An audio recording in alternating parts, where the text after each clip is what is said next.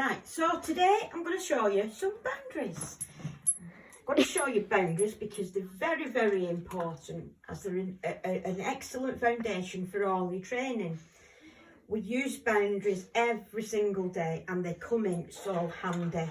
It's a place for your dog to anchor when they don't quite know what to do. We can use it for building calmness. We can use it for building lots of other different concepts by all the different games that we can use on boundary games. It's really going to make your life a whole lot better if you can master the boundary games. So, first of all, we need a boundary. Now, I use raised beds, but you can use anything. You can use whatever you want. It can be a normal dog bed, as long as it's got thick sides. The thing that we look for when we're choosing a boundary in the initial stages is something that the dog will know where the definite boundary is. Because what we're going to be doing is we're going to teach the dog to go on the boundary and to calm down, and we're going to do these lovely things on the boundaries. They're going to really start to love the boundary. It's going to be like an island for them. So we're going to teach them to go onto the boundary, and then later on down the line we will teach a cue that they can leave the boundary. So it makes sense that the dog knows exactly where the edge of the boundary is. So this is Belle. She's on the high boundary. Now, I think it's because they're whippets, but both of mine do tend to prefer this high bed. Now, when you're starting off with your boundaries, your dog's not going to know what you want him to do. So, when you've got your boundary, you can let Sky go. We're just going to start by rewarding any interaction or orientation towards the bed. So, even if they just look at the bed, we're going to reward that. And then they'll start coming closer and closer until eventually they'll probably end up on the bed themselves. Now, this is called shaping. We're marking the tiny, tiny progressions to what we actually want in the outcome. So, come on. She's not keen. She's not keen on this bottom one really, when she knows that this one's out. But are you going to be a good girl? Yeah, we're going to show these people boundaries. So, when you've got to the point where your dog is actually getting on the boundary, what we're going to do is feed, feed, feed. But we're going to feed to the bed because we want the value on the bed. We're teaching the dogs that the value is on the bed, and it's a brilliant place to be. So at first we will start and we will feed, feed, feed, feed, feed. Don't do it with two dogs to start with. Just do it with your one dog. I'm doing it with two dogs because I do this every day. So we're feeding, we're feeding, we're feeding, and then we're going to start slowing down with the feeding. So we're going to wait a minute. Yeah, nice, very nice. Good girls. Good girls. Now, if your dog's moving about at this point in the beginning, don't worry about it. It's absolutely fine.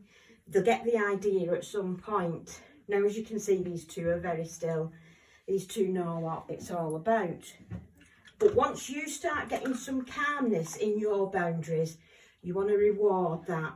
Make sure that your dog knows that it's getting a really good reward because there is stillness. So, mine have got stillness. So I can start now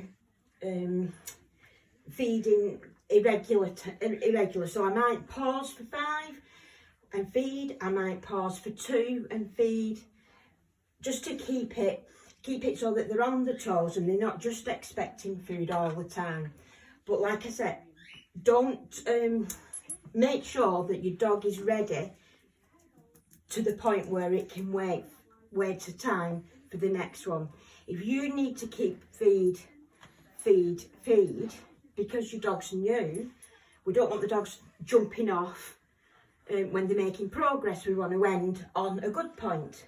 So whatever speed is working for your dog at first is absolutely fine. We can change the speed of delivery later on when they've got used. So this is your basic boundaries. We're not going to do anything too amazing. We're just going to reward the boundaries. And then what we would do is we would make the time on the boundary a little bit longer each time. We could start introducing some distractions, obviously rewarding for staying on the bed. And then at another point when we've got our basic beginnings of boundaries and we're sitting on the bed and we're doing really well, we can then start to introduce a release cue. So what mine is, I say break, and I just put some food down on the floor for them. So I should just wait, pop it down. Hey, missus, pop it down on the floor and break. And that's the release. Sky was a little bit, she was really wanting to go then, wasn't she? But she resisted. And so then we can bring them back on the boundary.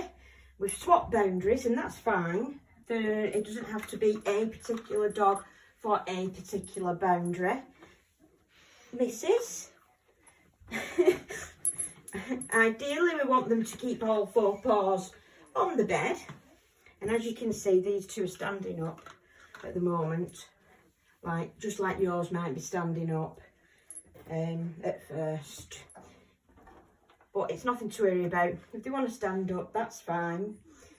We can start playing different games and then they'll probably start relaxing even. See, yeah, she started. So you can do aeroplane feeding on the bed. Nice. This just gives you a little bit more focus on you. Bit more calming. Oh, she doesn't want that one. What's the matter with that one? She doesn't like that. And so that's your initial stages of boundaries, and we will come back at a later date and we'll show you some more wonderful games that you can play to improve your boundary experience. Okay, bye.